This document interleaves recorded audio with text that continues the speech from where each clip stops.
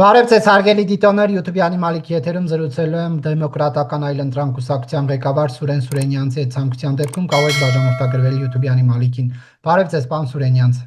Բարև ձեզ։ Պարոն Սուրենյանց, իշխանությունը մեղադրում է ընդդիմադիրներին, ասում է Ադրբեջանի տարածքով հնարավոր եղավ ռուսական, ղազախական ցորեն բերել եւ սա չի գնահատվում ընդդիմադիրների կողմից, ասում է Ալիևը հենց մի բան է ասում, Սևանին ասում է ադրբեջանական անունով միանգամից դա շրջանառվում է, օգնում են Ալիևին ընդդիմադիրները այդ թեզը տարածելու արդյունքում, բայց այստեղ մի դրական քայլ ունենք, բոլորը ձայն չեն անում։ Ինչու ընդդիմադիրների կողմից դա դրական չի գնահատվում։ Արդյոք դա դրական է թե ոչ։ Իսկ ով ասաց, որ որևէ ընդդիմադիր դրան բացասական երանգով է անդրադարձել։ Լավ, որպեսզի այլոց անունից չխոսեմ, ես առաջին իսկ օրը առիթ եղել է ձեր գործընկերներից հարցրել են, ես ասել եմ, որ դա այն քարոզչական էֆեկտը չունի, ինչի մասին կամ ինչը փորձում է իշխանությունը վաճառել ժողովրդի վրա, բայց ապա շրջափակման ուղղությամբ թույլ լավատեսություն ներշնչող քայլ է, այսինքն բացասական չի էլ գնահատվել։ Ավելին, ես առիթ ունեցել եմ ասելու, որ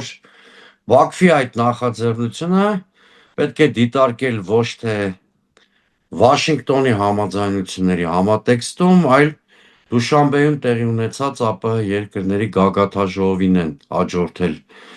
այս նախաձեռնությունները, ամենայն հավանականությամբ սա ռուսական նախաձեռնության հետևանք է, իդեպ իմ այդ վարկածը լիովին ամրապնդվեց Օվերչուկի երեկվա հայտարարություններով,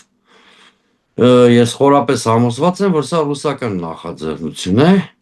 ակնհայտորեն սա Ռուսաստանի կշիռը մեծացնում է, հետո էլի կգան ապրանքներ, դրանում լրացուցիչ անգամ կհամոզվենք, այստեղ այլ խնդիր կա, ողջունելով հանդերձ այդ փոքր քայլը, ես ասել եմ, որ դա լիակատար ապաշրջափակում չէ, ինչը ժողովրդի վրա փորձում է վաճառել իշխանությունը, ես ասել եմ, որ դա եթե Հայաստան այդ պրոցեսում ակտիվ սուբյեկտություն չունենա, ակնհայտ չի իմ համար, թե ինչ գնով է դա այս տրանզիտի խոչընդոտների արգելքը վերացվում, մտահոգություն եմ հայտնել, որ դա կարող է մեր հասարակական կարծիքի նախապատրաստության փորձ լինի այլ նպատակով, օրինակ, փորձում են միջանցքային լուծումների համատեքստում ցույց տալ, որ Ադրբեջանն էլ ինչ-որ զիջում է անում Հայաստանին։ Ես ասել եմ, որ Հայաստանի իշխանությունը թող սպառիչ ցրի մեր այդ մտահոգությունները, թե չէ Հայաստանի ապա շրջափակման հեռանկարին կամ Թուրքիայի ու Ադրբեջանի հետ հարաբերությունների կարգավորմանը որևէ ողջամիտ ընդդիմադիր չի կարող դեմ լինել։ Եվ պարզվեց, որ ցորեն ներկրողը գործարար Սամվել Ալեքսանյանն է, հանրապետական նախկին падգամավոր, այժմ այ գործող իշխանության հետ ըստ էության ջերմ հարաբերություններ ունեցող, ինչպես եք սա մեկնաբանում, այսինքն մեկ հոգի է շահում այս ամեն ինչից։ Չէ, ես հեռու գնացող ենթադրություններ չէի անի, ընդամենը մի խմբականակ ա բերվել, որը Հայաստանի հացահատիկի կարիքները ընդամենը մեկ օրվա կտրվածքով ա լուծում, ես հիմա չեմ ուզում հեռու գնացող ենթադրություններ անել, նաև չեմ ուզում այս կամ այն գործարարին թիրախավորել, որովհետև եթե գործարարը քաղաքականության մեջ չի, զբաղվում է իր գործով, չեմ էլ ուզում հիմա պիտակավորեմ իշխանության հետ, իշխանության դեմ, մարդը զբաղված է իր գործով։ Հիմա այլ առաքումներ կլինեն, տարանցման այլ հնարավորություններ կլինեն, կտեսնենք մեկ գործարար ա օգտվում, թե այլ գործարարներ էլ կան, ընդհանրապես պետությունը ինչ մասնակցություն ունի, ինձ մոտ օրինակ վերջի չպազուրիցներում տպավորություն ստեղծվեց, որ այս գործընթացին Նիկոլ Փաշինյանը չի էլ տիրապետում, բացի քարոզչություն անելը, որովհետև օրինակ երբ որ դուք հարցեր եք տալիս, դուք ձեր գործընկերները, նա առանձնապես չափերի մասին գաղափար չուներ, ով է ներկրողը, եթե հարցնեք մաքսատուրքերը ինչքան են, ինչ պարամետրերով է այդ ամեն ինչ տարանցում իրականացվում, դա էլ վստահաբար չեր իմանա, այս սա է, որ իմ մոտ մտահոգությունն է, որ էլի Հայաստանը դեկորացիայի դեր է կատարում, պայմանավորվող կողմերը ուրիշ տեղ են։ Տվյալ դեպքում ես կարծիք հայտնեցի, կարծում եմ Դուշանբեում Ալիևի եւ Պուտինի հանդիպման ընթացքում են ձեռք բերվել այս պայմանավորվածությունները։ Պարոն Սուրենյան, Սերժ Սարգսյանն է ծավալուն հարցազրույց տվել, որից հետո այսպես Facebook-ում մենամարտ է սկսվել ԿՊԱ-կանների եւ հանրապետականների միջև, բայց մինչ իշխանության հակադարձություններին անդրադառնալը Սերժ Սարգսյանի կարևոր մեսիջը, հայտարարությունը այդ 7 ժամանոց հարցազրույցում ըստ ձեզ ո՞րն էր։ Իրեք ինձ համար որպես բազմաթիվ իրադարձությունների վերաբերյալ հրապարակային եւ ոչ անգամ հրապարակային տեղեկատվության տիրապետողի առանձնապես նոր բան չի հնչել։ Այսինքն բոլոր այն գնահատականները, որ հնչել են, ես գիտեի, որոշ բացահայտումներ գուցե հասարակության համար եղել են, դրանց էլ եմ տիրապետում, օրինակ մի շատ հետաքրքիր ինտրիգային բան ասվեց, որ 2018 թվականին Նիկոլ Փաշինյանը Սվիտալսկուն ասել է Եվրամիության այդ օրերի դեսպանին, թե իբր իրեն առաջարկվել է փոխվարչապետի պաշտոն հանդարտության դիմաց, հա։ Դա էլ Սերժ կարծեմ Սարգսյան նորություն չէր, որովհետև հանրապետական կուլիսներում դա քննարկվում էր, որ Փաշինյանին տնտեսական գծով փոխվարչապետի պաշտոն Դե ուզում եմ տա։ ասեմ հասարակության համար գուցե դա էր նորություն, այ հիմա հետաքրքիր կլինի, քանի որ Սերժ Սարգսյանը պնդում է, որ ինքը չի առաջարկողը, հետաքրքիր կլինի ով է առաջարկել, իմ կողմից մի հավելում էլ անեմ, ինչու Նիկոլ Փաշինյանը այդ մասին օրինակ ելքի բոլոր պատգամավորներին պատմել է այդ պայմանավորվածությունների բացառությամբ մեկից։ Ելքի պատգամավորներից մեկը, որ այսօր իր մերձավոր դաշնակիցներից մեկն է, այդ խոսակցությունից տեղյակ չի եղել այն թվերին, կարծում եմ առաջիկայում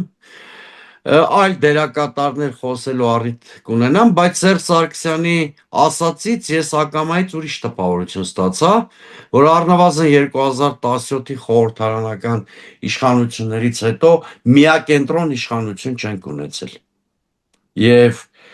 ի թիվս այլ պատճառների, արտաքին քաղաքական դերակատարների գործոն, մեր հասարակության ակնհայտ հոգնածություն հին համակարգից ըստ երևույթին դեր է ունեցել նաև այդ հանգամանքը, որ իշխանությունը միակենտրոն չի եղել եւ իշխանության տարբեր սեգմենտներ ինքնուրույն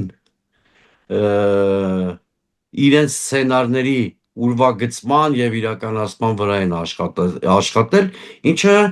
որպես գործոն նպաստել է 2018-ի իրադարձություններին։ Արցախյան խնդրի հետ կապված Սերժ Սարգսյանը նշում է, որ 19 թվին համանախագահների կողմից եղել է առաջարկ, որտեղ արցախցիների իրավունքներին առնչվող հարցերը ճիշտ է եղել են ենթակետով, բայց նա ասում է, որ կարող էին դա գրագետ բանակցելու դեպքում դարձնել առանձին կետ։ Նիկոլ Փաշինյանն էլ հակադարձելով ասում է, որ 18-19 թվականներին պետք է միջազգային հանրության կողմից առաջ քաշված տանել, այնը Ղարաբաղն Ադրբեջանի կազմում պետք է ընդունեինք, ասում է, ուրեմն դա է եղել իմ սխալը, որ ես 18-19 թվականներին դա չեմ արել, նախկին եւ գործող ղեկավարների այս հակասող հայտարարությունները ինչպես կմեկնաբանեք։ Նախ ես սկզբունքորեն հրաժարվում եմ նախկին ներկա դիսկուրսի մեջ մտնել, այդ համարում եմ շատ վատ դիսկուրս, բայց ձեր բարձրացրած խնդրի հետ կապված մի քանի դիտարկում անեմ։ Սերժ Սարգսյանի ասած կարգավորման պլանը տեսել եմ նաև ես, կարդացել եմ նաև ես։ 2019-ի պլանի մասին է դա։ Շատ մեծ դոկումենտ չի դա, ես էլ եմ հնարավորություն ունեցել ծանոթանալու, Նիկոլ Փաշինյանը կեղծում այնտեղ Լեռնային Ղարաբաղի կարգավիճակի կանխորոշվածության մասին դրույթ չի եղել։ Ինչպես միշտ նա կեղծում է, մոտավորապես որպիսի մեր հասարակությունը պատկերացնի ինչի մասին է խոսքը, խոսքը գնացել է 5 շրջանների վերադարձի, Լեռնային Ղարաբաղի, Լաչինի եւ Քելբաջարի համար անվտանգային ինչ-որ համակարգի ձևավորման մասին, իսկ Լաչինի եւ Քելբաջարի ճակատագիրը պետք է որոշվեր միայն այն բանից հետո, երբ որ Լեռնային Ղարաբաղում հարակվեկտի տեղի ունենար, այսինքն բանակցային հիմք որպես շատ հրաշալի փաստաթուղթ է եղել, որի ընդունումը թույլ կտար չէ կանխորոշել Լեռնային Ղարաբաղի կարգավիճակը, այս պնդումը անում է մի հեճուկս Նիկոլ Փաշինյանի այսօրվա պնդման, եւ երկրորդը թույլ կտար կանխել պատերազմը, ամենակարևորը։ Հիմա Նիկոլ Փաշինյանը այսօր երբ որ գրում էր ի պատասխան Սերժ Սարգսյանի Telegram-ում իր այդ կարծիքը, մոռացել է մի բան։ Մոռացել է, որ օգոստոսի 23-ին պատերազմի մեկնարկի մասին միանգամայն այլ վարկած է առաջ քաշել։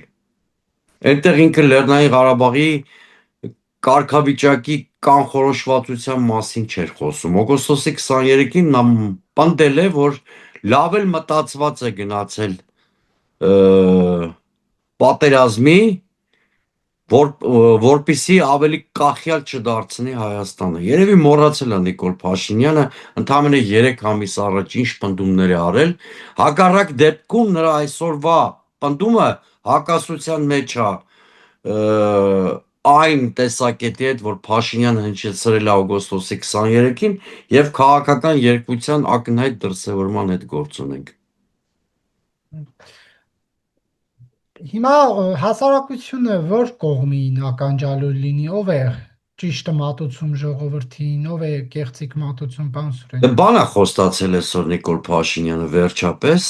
վերջապես խոստացել է, որ կհրապարակի միջև տարվա վերջ կարգավորման բոլոր պլանները եւ հայկական դիվանագիտության պատասխանները դրանց, սա իմ դեպ հանրային եւ քաղաքական պահանջ պիտի լիներ, որտեղ այդ փաստաթղթերը այլևս կորցրել են իրենց կոնֆիդենցիալությունը եւ այն առարկան ինչի շուրջ բանակցել են Լեռնային Ղարաբաղի խնդիր այլևս գոյություն չունի։ Ես վստահ եմ, որ փաստաթղթերի հրապարակումից հետո բազմաթիվ հարցեր կստանան իրենց պատասխանները եւ ես մի քիչ տարակուսած եմ անգամ, որ Նիկոլ Փաշինյանը որոշել է այդ փաստաթղթերը հրապարակել, որովհետեւ դա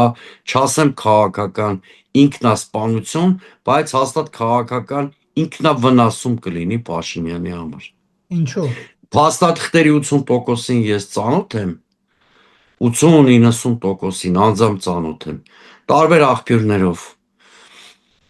եւ կարող եմ վստահաբար պնդել, որ բացի կարգավորման 2 պլաններից մնացածում Լեռնային Ղարաբաղի կարգավիճակի կանխորոշվածություն չի եղել։ Այդ երկուսն էլ որ ասում եմ, հիմա ես դրանց մասին կասեմ, որպեսզի թյուր կարծիք չլինի։ Մեկը ուրեմն ընդհանուր պետության ծրագիրն էր, որը 1998 թվի աշնանն է բանակցվել մոտ Ռոբերտ Քոչյանի կողմից, որտեղ ֆորմալ առումով Ադրբեջանի տարածքային ամբողջականությունը պահպանվում էր, Ադրբեջանն ու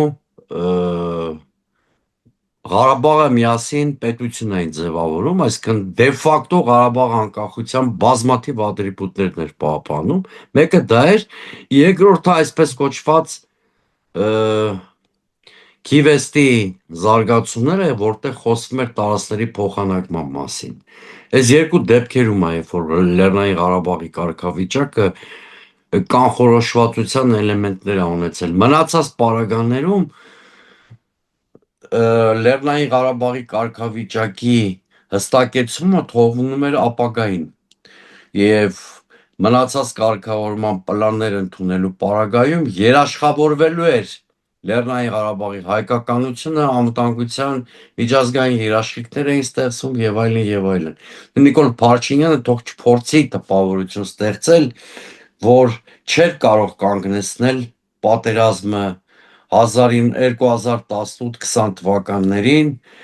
ընդ որում այնքան վարկածները արդեն շրջանառել, ինչու չկարողացավ կանգնեցնել պատերազմը, որ արդեն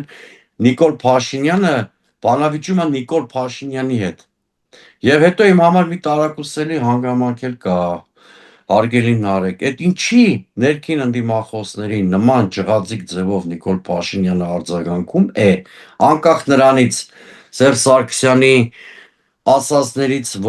որ մասն է արժանահավատ, որ մասն է վիճելի եւ այլն, իսկ օրինակ, երբ որ Հաջիզադեն շատ վտանգավոր հայտարարություններ է օրեր շարունակ հնչեցնում, Հաջիզադեին ըստ էության հայկական կողմից պատասխաններ չկան։ Ինչու՞։ Դե այդ ամեն ինչը արդեն բնութագրում է այն նվաստացուցիչ վիճակը, որտեղ հայտնվել է Նիկոլ Փաշինյանի իշխանությունը։ Սովորաբար ընդունված չի, որ վասալը տիրոջը պատասխանի, եւ սովորաբար ուրիշի վասալը փորձում է երկրի ներսում ինքը մյուսներին դնել վասալի կարգավիճակում։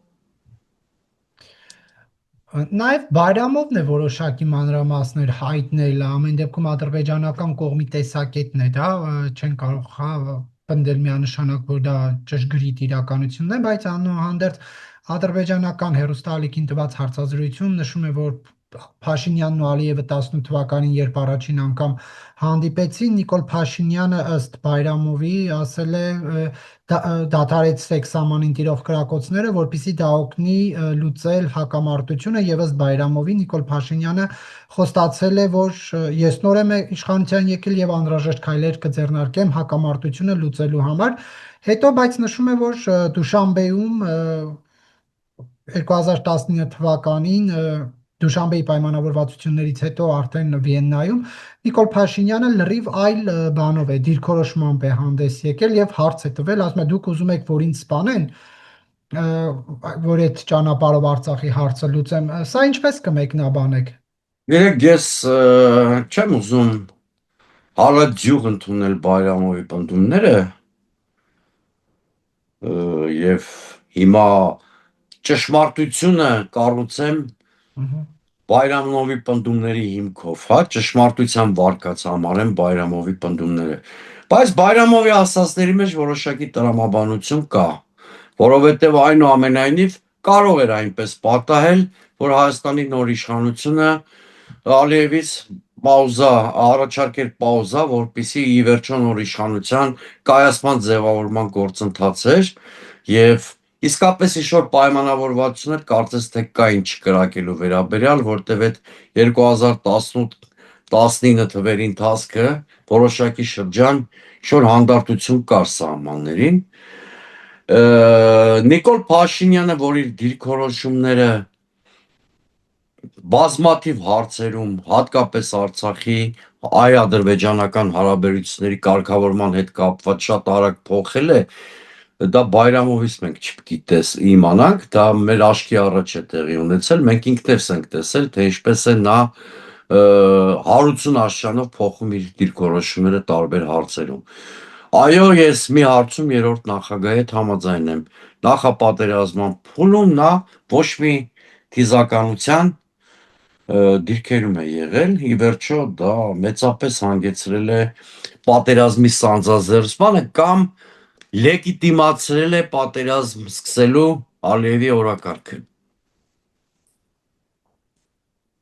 Պարոն Սուրենյանց, նաև Քոչարյանն է խոսելու, արդեն անոնսը տարածվեց, որ վաղը երեկոյան էլ ինքը հարցազրույց կտա 5-րդ ալիքին, ինչով է պայմանավորված նախկին ղեկավարները մեկը մյուսի հետևից ակտիվանում են։ Նախ մոտենում է իսկապես պատերազմի 5-րդ տարելիցի օրը, նոյեմբերի 9-ը, մասամբ դրա հետ է պայմանավորված, բայց դուք երևի մոռանում եք, որ մի շատ խթանող բան կա, որ բոլորը, որում խոսքս ոչ միայն նախկին նախագահների մասին է, շատ ակտիվ լինեն, որովհետև նախընտրական շրջանի ենք մոտենում եւ բոլորը փորձում են իրենց տեսլականներով ձևավորել այն ներքաղաքական կոնֆիգուրացիան, որը ըստ իրենց բարենպաստ է առաջիկա ընտրությունների համատեքստում։ Ընտրական համատեքստը կա մեկ, երկրորդը կրկնում եմ առիթ էլ կա այդ 5-րդ տարելիստա, բայց ես կարծում եմ, որ որոշակի մրցակցության բաղադրիչի որոշակի ուժեղացում է նկատվում քաղաքական դաշտում, հենց այդ հարցազրույցները նաև այդ մրցակցության բաղադրիչի դրսևորում են։ Նախընտրական արշավ է մոտենում, ձեր հարցի ամենաստույգ պատասխանը դա է, եթե չլիներ նախընտրական արշավի մոտենալու փաստը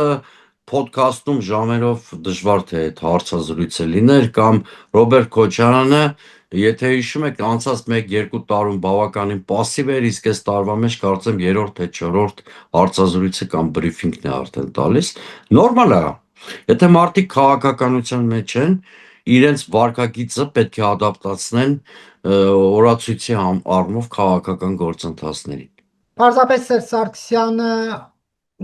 նախընտրական այս բանի պահով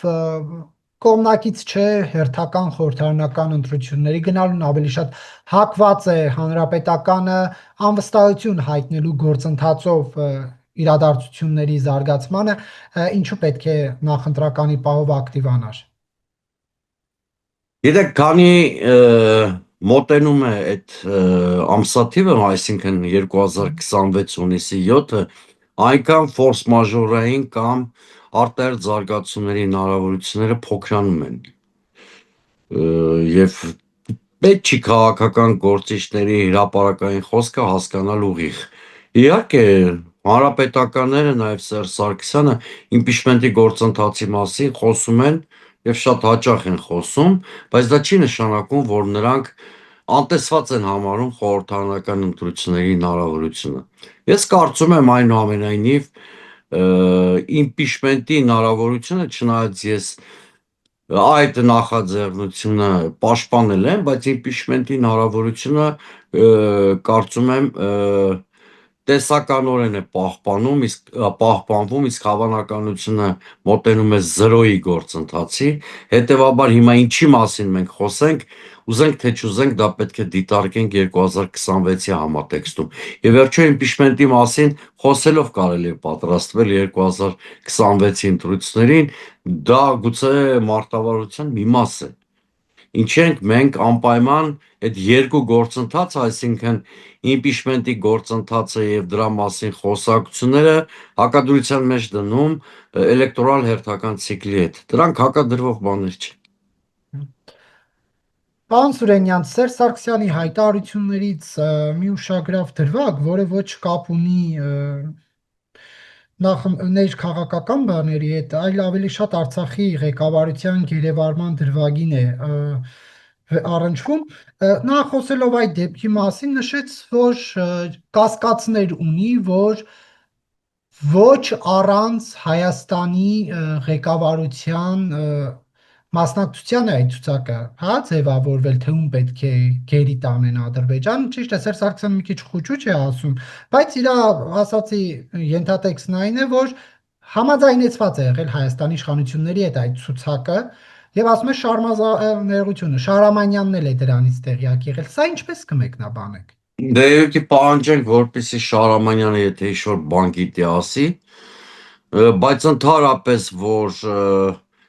կալանավորվածների եւ Բաքվում գերեվարվածների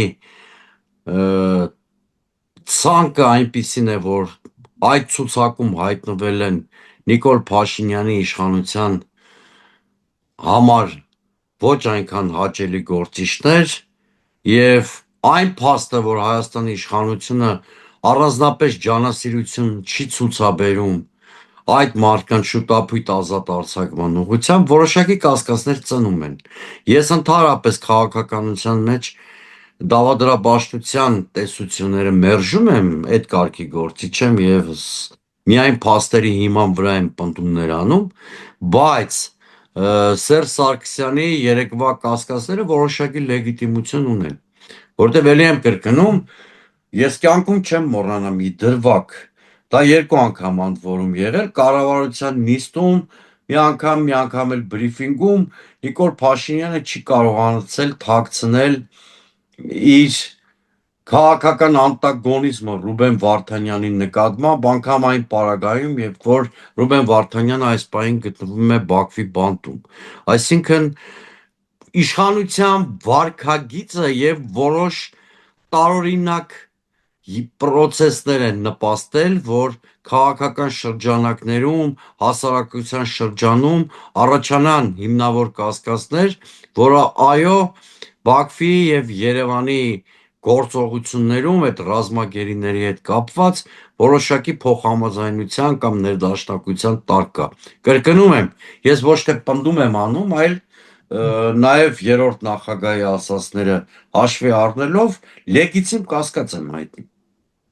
Այսինքն դա ինչպես էր հնարավոր Փաշինյանն ու Ալիևը կամ նրանց անունից ներկայացուցիչներ տենց բանակցել են թե ով պետք է լինի այդ գերեվարվողը։ Ես չեմ կարող պնդումներ անել, բայց մյուս կողմից իսկապես որոշ մարդիկ, որոնք ավելի մեծ դերակատարություն են ունեցել Արցախյան պատերազմում, իհարկե բարեբախտաբար կարողացան անվնաս հատել Հակարի կամուրջի անցակետը եւ հայտնվել Հայաստանում, եւ կարծես թե այդ մարդկանց շուրջ ակտիվություն չեղավ, եւ հակառակը ուրիշներ չկարողացան անցնել սահմանը եւ հայտնվեցին Բաքվի բանտերում։ Հասկանում եք, նման պատահական բաներ չեն լինում, որոշակի տրամաբանությամբ են որոշակի թվով մարդիկ պատանդարվել եւ Հայաստանի իշխանության վարքագիծը որոշ կասկածներ եւ որոշ հարցեր ծնում է։ Այդ Հայաստանի իշխանությունը ըստ երևույթին պիտի պատասխանի, թե իր վարքագծով ինչու են նման կասկածներ ծնել քաղաքական դաշտի ու հասարակության մեջ։ Իսկ եթե Սամվել Շահրամանյանից ինչ-որ ավելի հստակ բան գիտի, նա պարտավոր է այդ մասին բարձրաձայնել, որտեվ կրկնում եմ, հիմա այլևս այնպիսի իրավիճակ է, որ հասարակությունը իրավունք ունի որոշ ճշմարտություններ իմանալ, եթե դրանք կան ու քողարկված են մնում հասարակության համար։ Բայց եթե նման բան կար, հա, որ օրինակ Հայաստանի իշխանությունները մասնակցություն են ունեցել, ընդդիմությունը այս ընթացքում որ միտինգներ է արել, հրաժարական է պահանջել, ինչ մեղադրանք ասես առաջադրել է, այդ մասին ինչու էր լռում, ինչու է։ Լավ, դա այդ մասին էլ են խոսել։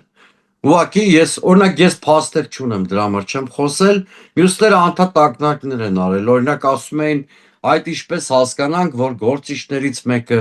որը ակնառու ռազմական պետական գործիչ է եղել անցած տասնամյակներում, այդքան հանգիստ Հակարին հատել է, իսկ մյուսը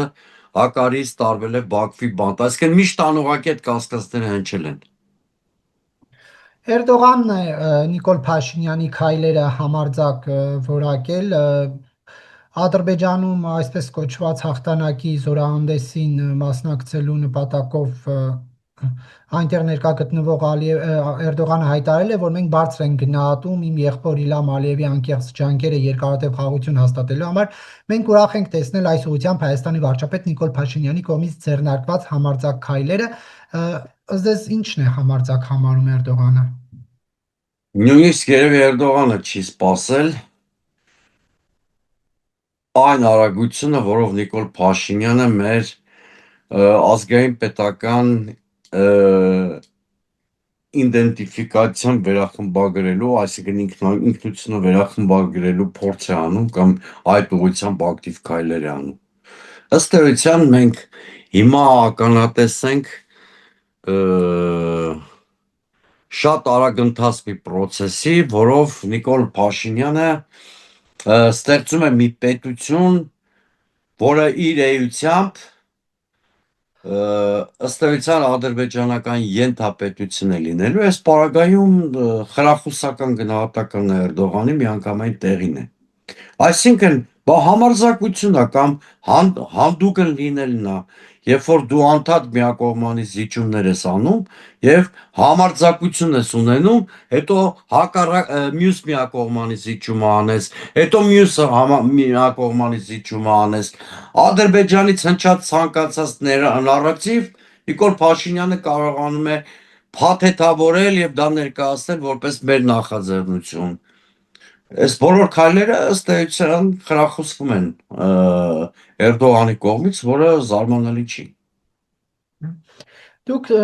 հարցազրույցի սկզբում խոսեցիք Փաշինյանին առաջարկված ենթադրյալ այդ պաշտոնի հետ կապված։ Դուք բացառում եք, որ օրինակ կգնար այդ օրվա իշխանությունը, օրինակ կփորձեր նման գործարկի, հաշվի առնելով թե փողոցում ինչքան մարդ կար, որպեսզի կարողանային կառավարել, զսպել գործողությունների հետագա ընթացքը։ Սխալ ասիատիրոջ եք հարցը տալիս։ Սերժ Սարգսյանը իր մասով երեք պատասխանեց, առաջարկում եմ շատ հետևողականորեն Կարեն Կարապետյանին փնտրել եւ նրա հետ զրուցել այդ թեմաներով։ Այսինքն այստեղ կարող է գործող վարչապետը նախագահից կամ արդեն իսկ Սերժ Սարգսյանն էր վարչապետը Կարեն Կարապետյանը Սերժ Սարգսյանից առանձին ինչ որ գործարքների մասին քննարկումներ ունենալ։ Ես տեղեկատվություն ունեմ որոշակի այդ թեմաներով, բայց այդ process-ների ֆիգուրանտ չեմ որևէ առումով եւ ես չեմ բարձրաձայնի այդ մասին։ Շրջանակը ես հուշում եմ, ասում եմ Սերժ Սարգսյանը ասեց, գուցե ինչ-որ բաներ կիսատ է ասել, կարող եք հարցեր ուղղել Նիկոլ Փաշինյանին, Կարեն Կարապետյանին եւ անպայման փորձեք ողջել, այդ ինչ էր տեղի ունեցել, որ ելքի падգամավորներից ինչ-որ մեկը, ընդամենը մեկը, ի բացառություն մյուսները այդ մասին չէր տեղեկացել եւ նեղացել էր։ Նկատի ունեք ելքի քպական падգամավորներից, թե մյուս Ելքի քպայական падգամավորներից։ Սասուն Միքայելյանի մասին է խոսքը։ Ես չեմ բարձրաձայնի։ Ինչու, բայց եթե ինֆորմացիա ունեք, ինչու եք հանրությունից։ Որովհետեւ դա բացարձակապես այսօրվա մեր խնդիրների հետ կապ չունի։ Ուղղակի 3 թեման արծարծվել է, ես իմ տեղեկատվության սահմաններում արձագանքում եմ։ Դա իմ քաղաքական օրակարգը չի, իմ առաջնահերթությունների հետ որևէ կապ չունի։ Լավ, դուք ասում եք Կարեն Կարապետյանին հարց տվեք։ Ինչ հարց օրինակ կարելի է տալ Կարեն Կարապետյանին։ Այն հնարավոր շփումների մասին, որ նա կամ նրա մերձավոր շրջապատից ինչ-որ մարդիկ ունեցել են Նիկոլ Փաշինյանի հետ։ Առանց Սերժ Սարգսյանի իմացության։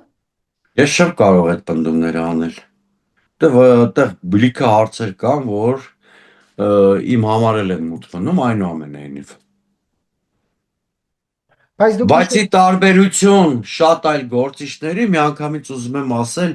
այսքանով հանդերձ ես 2018-ը բեմականացում չեմ համարում։ Սա էլ ուզում եմ հստակ ասել, որպեսզի այլ տպավորություն չլինի, որովհետև